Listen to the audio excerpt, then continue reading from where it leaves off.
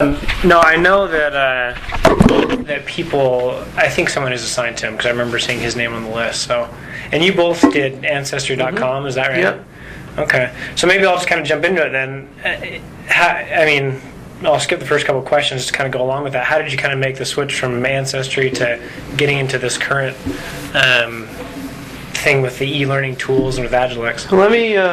Let me answer that question, but I do need to give you a little context because Okay. it'll make a lot more sense if that's okay. No, please. While I was attending BYU, I had an experience that was pretty transformative in my life, and you could relate to this, I think. I was sitting in the MARB listening to a physics lecture, and the guy next to me started to laugh a little bit. Excuse me. And I leaned over and I said, "What's so funny?" And he said, "I took this class 25 years ago and I'm sitting in it to refresh because I'm going to teach it next semester." And he said the course notes match word for word when I took it. Okay. And I laughed with him and I thought that was funny until I went home and I couldn't get it out of my head that we were teaching physics the same way 25 years later when our understanding of physics changes every day. Yeah. And all of a sudden I started getting kind of upset about that because I thought we as students deserve better. Mm-hmm. So while I was at BYU, I actually started one of my companies called VidComp, which was a precursor to Folio, which was a precursor to Ancestry and Agilex. And our whole purpose was to use technology to help teachers teach better and students learn more effectively. Okay.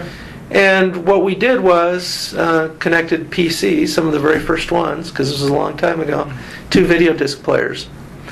And among other things, we created a career guidance system that allowed students to identify what they wanted to be when they grow up and then find the right major and the right preparation that would help them get ready for that.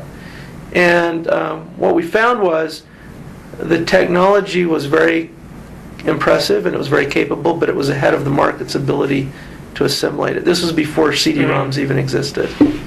Before the web even existed, if you can imagine that. So, Barely I can imagine that. Yeah, so things have changed a lot. But what that caused us to do was to say, okay, let's take what we've built for this BYU program and let's generalize it and make it available to anybody that wants to publish electronic information.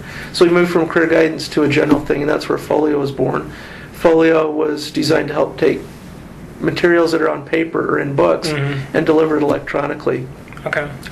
Initially on CD-ROMs and then on the web, and that company still exists. We sold it 7 and 8 times.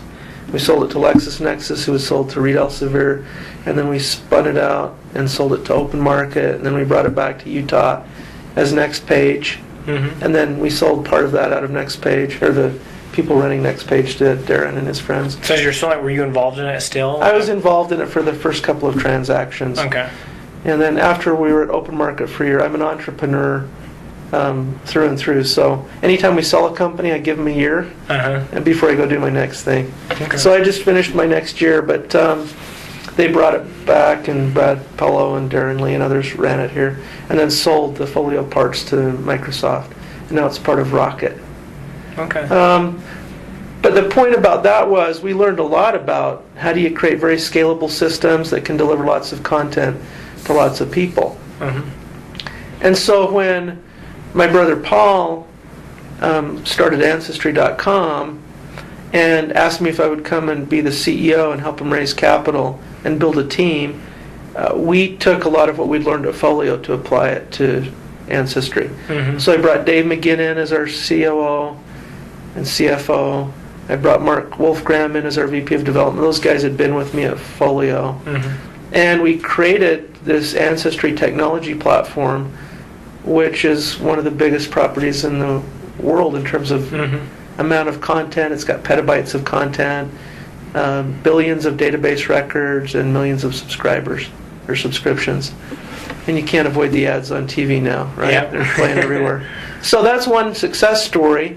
And after we brought in a management team to run Ancestry when it was going to go public, the first time when it was going to go public, before the bubble burst, we decided to create a new company called Agilex. And what we were trying to do is leverage everything that we'd learned from Folio and Ancestry about electronic publishing and social media to apply it to education.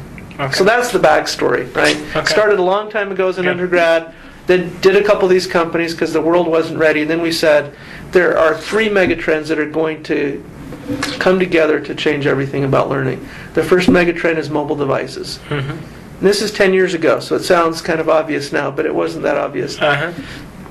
Everybody's going to have a mobile device. The second megatrend is wireless networking.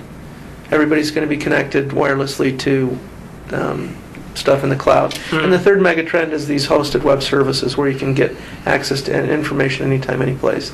And so if you think of a Venn diagram that has those 3 circles, mobile devices, wireless networking, and web services, we put ourselves at the confluence of those 3 places and said, let's build a platform business that can create a next generation technology that will enable people to take advantage of mobile devices wirelessly connected to web services. Okay. And now we're applying that to the purpose of education. Clayton Christensen is one of our advisors, so we've embraced the notion of disruptive innovation.